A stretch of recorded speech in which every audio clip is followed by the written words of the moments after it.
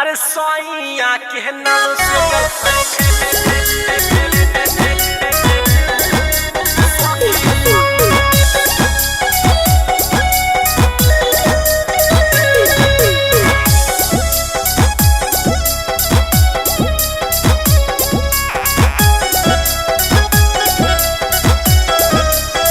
पानी के बिना जवानी हो मरो सूखे हो सखी।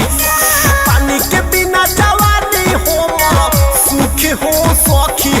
अरे सोइया के नाल से जो फेंके हो सखी। अरे सोइया के नाल से जो फेंके हो सखी।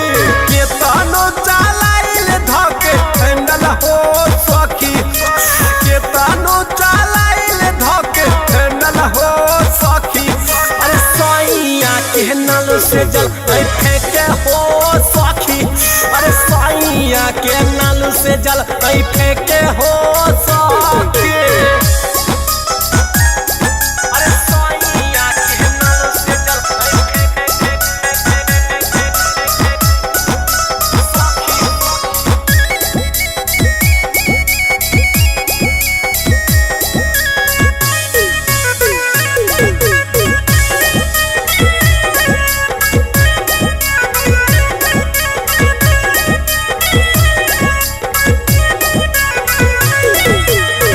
हमार भतार मिलल काम के ना काज के।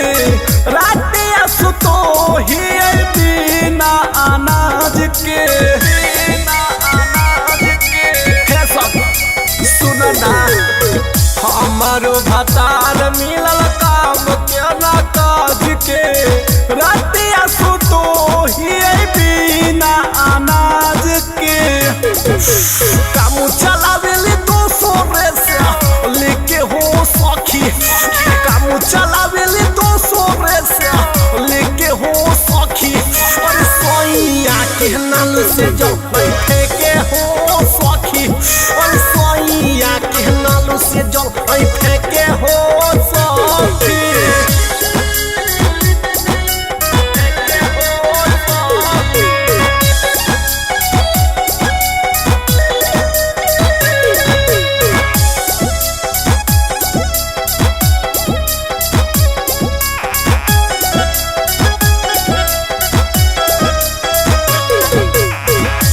मन तरसल समान नाए को सोना को।